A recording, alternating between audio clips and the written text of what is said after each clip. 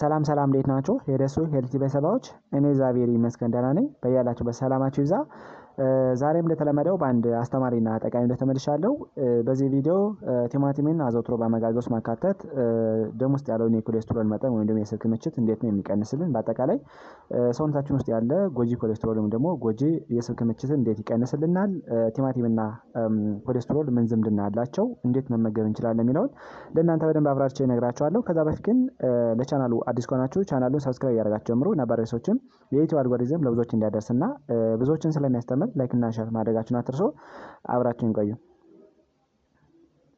ወደ ዋናው ሀሳቤ ስመለስ ቲማቲም እንደሚታወቀው በውስጡ እጅግ በጣም አስፈላጊ የሆነ አሰርን ወይም ደግሞ ፋይበርን ይዟል። እንዲሁም በቲማቲም ብቻ በብዛት የሚገኝ ላይኮፒን የሚባል ንጥረ ነገር በደንብ ፓክድ አድርጎ ስለያዘ የስብ ክምችትን በመቀነስ በጣም ተመራጭ የሆነ የምግብ አይነት ነው ማለት ነው። በተለይ መጥፎ ኮሌስትሮል ወይም ደግሞ መጥፎ የስብ ክምችትን እንደ ሎው ዴንሲቲ ሊፖፕሮቲን ወይም ደግሞ ኤልዲኤል እንዲሁም ደግሞ ትራይግሊሰራይድ እያልን የምንጠራቸውን አደገኛና መጥፎ ኮሌስትሮሎችን ከሰውነታችን እንዲቀንሱ በማድረግ እጅግ በጣም አስፈላጊ የሆነ ምግብ ነው ማለት ነው።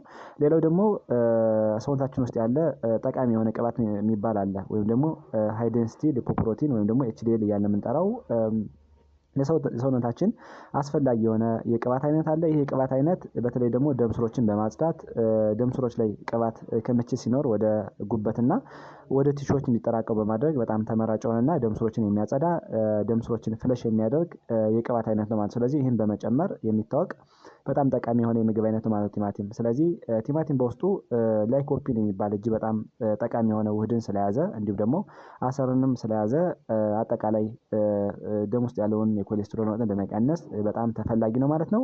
በተለይ ኪሏቸው ከፍ ያሉ ሰዎች፣ የስብ ክምችት ያለባቸው ሰዎች በላቦራቶሪ ተመርምረው ማለት ነው፣ ግፊትና ስትሮክ ያለባቸው ሰዎች እንዲሁም ደግሞ ተላላፊ ያልሆኑ በሽታዎች ያሉባቸው ሰዎች ብዙ ጊዜ ቲማቲምን አዘውትረው እንዲመገቡ ይመረጣል ማለት ነው። በተለይ ቦዲ ማክስ ኢንዴክሳችን ከ25 ኪሎ ግራም ፐር ሜትር ስኩዌር በላይ የሆኑ ሰዎች ወይም ደግሞ እንደነዚህ ያለባቸው ሰዎች እንደሚታወቀው ተላላፊ ላልሆኑ በሽታዎች በቀላሉ እንደሚጠቁ ጥናቶች ያስረዳሉ ማለት። በተለይ ደግሞ ግፊት፣ የስኳር በሽታ፣ ስትሮክ እንዲሁም ደግሞ የልብ ኬዝ ያጋጥማቸዋል ተብሎ ይታሰባሉ ማለት ነው። ስለዚህ ስብን የሚቀንሱ ምግቦችን አዘውትሮ መመገብ እንደ ቲማቲም አይነቱ ምግቦችን መመገብ በጣም አስፈላጊ ነው ማለት ነው። ቲማቲም ቅድም እንዳልነው ጎጂ ኮሌስትሮሎችን በመቀነስ እና ደም ስሮችን በማጽዳት እንዲሁም ደግሞ ለሰውነታችን አስፈላጊ የሆነውን ኤችዲኤል እያልን የምንጠራውን ኮሌስትሮል በመጨመር የሚታወቅ የምግብ አይነት ነው ማለት ነው። ስለዚህ ቲማቲምን አዘውትሮ በአመጋገብ ውስጥ ማካተት በተለይ ደግሞ ደም ውስጥ ያለውን ኮሌስትሮልን በማጽዳት በተለያዩ ነገሮች ሜታቦላይዝ እንዲሆንና እንዲወገድ በማድረግና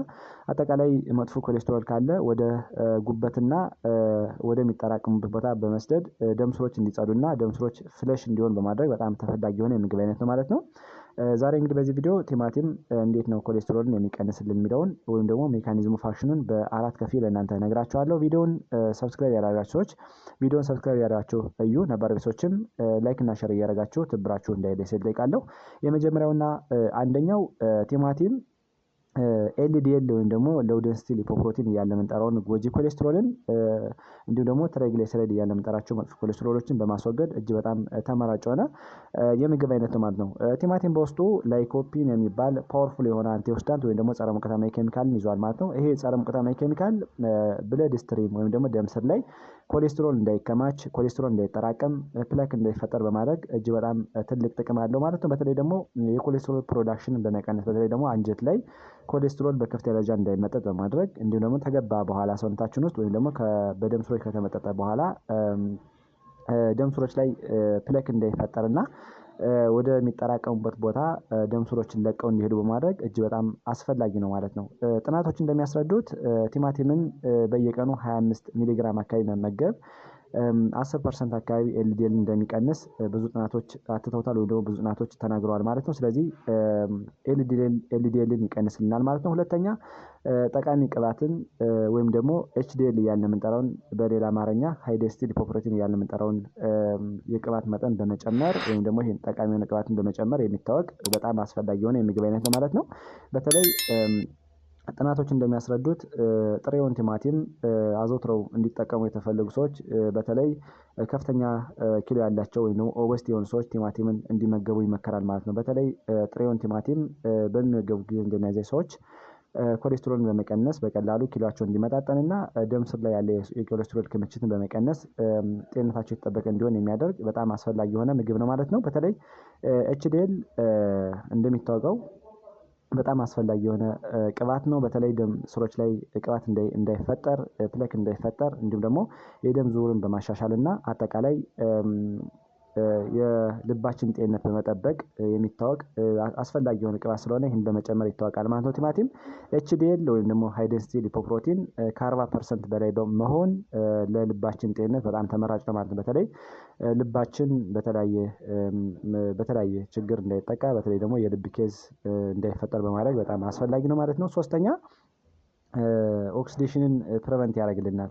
በተለይ ላይኮፒን ብለን የምንጠራው ቲማቲም ውስጥ ያለው ይሄ ፓወርፉል የሆነ አንቲኦክሲዳንት ወይም ደግሞ ጸረ ሙቀታማ ኬሚካል በተለይ ኤልዲኤል እያለ የምንጠራው መጥፎ ኮሌስትሮል ኦክሲዳይዝ እንዳይሆን በመከላከል ደረጃ ትልቅ ሚና አለው ማለት ነው። ብዙ ጊዜ ኦክሲዴሽን ሲኖር ደም ስሮች ላይ እንዲሁም ደግሞ አጠቃላይ ሰውነታችን ውስጥ ላይ ኢንፍላሜሽን ወይም ደግሞ ብግነት እንዲፈጠር በማድረግ እና ደም ስሮች ላይ አትሮስክለሮሲስ እያለ የምንጠራው ወይም ደግሞ ፕላክ ፎርሜሽን ሃርዲንግ ኦፍ አርተሪ ወይም ደግሞ ደም ቅዳዎች ላይ የመዋዠቅ ነገር እንዳይኖርና ሃርድነሳቸው እንዳይጨምር በማድረግ በቀላሉ ለኦክሲዴሽን እንዳንጠቃ ያደርጋል ማለት ነው። በተለይ ኤልዲኤል ኦክሲዳይዝ ሲሆን አሁን እንዳልነው ደም ስሮች ይጠባሉ፣ ደም ስሮች ላይ ፕሌክ እንዲፈጠር ይደረጋል።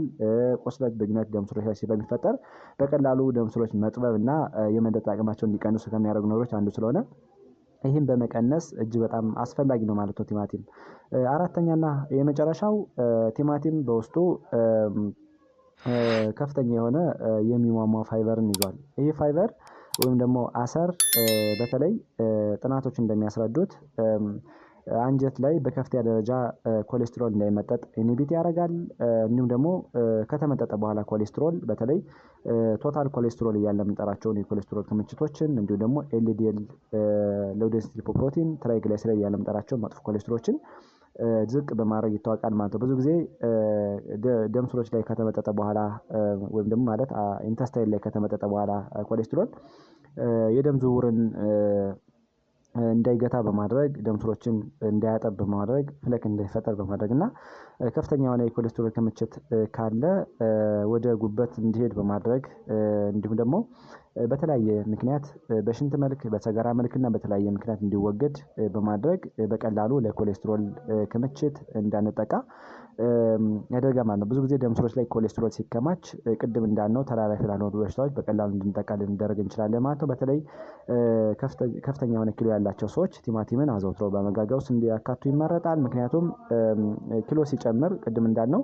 ለግፊት፣ ለስኳር በሽታ፣ ስትሮክ እና ለልብ ኬዝ እንዲጠቃ ከሚያደርጉ ነገሮች ውስጥ አንዱ ነው ማለት ነው። ቲማቲምን አዘውትሮ በአመጋገብ ውስጥ ማካተት እንደሚታወቀው ኤችዲኤል እያልን የምንጠራውን የኮሌስትሮል መጠን ስለሚጨምር ኤችዲኤል ሲጨምር ደግሞ ከ40% በላይ ሲሆን በቀላሉ ለልብ ኬዝ እንዳንጠቃ በተለይ ደግሞ የልብ ኬዝ ወይም ደግሞ የልብ ችግር እንዳይገጥመን ያደርጋል ማለት ነው። ስለዚህ ካርዲያክ ፕሮቴክቲቭ በመሆን ወይም ደግሞ እንደ ሶልጀር በማገልገል ልባችን ጤንነቱ የተጠበቀ እንዲሆን ያደርጋል ማለት ነው። ስለዚህ ቲማቲም በአመጋገብ ውስጥ አዘውትሮ ማካተት ኮሌስትሮልን በመቀነስ የሚታወቅ እጅግ በጣም አስፈላጊ የሆነ የምግብ አይነት ማለት ነው። ከዚህ በተጨማሪ ቲማቲም እንግዲህ የተለያዩ ጥቅሞች አሉ ሰውነታችን። ስለዚህ ቲማቲምን መመገብ ብዙ የሆነ ፋንክሽን ስለምናገኝ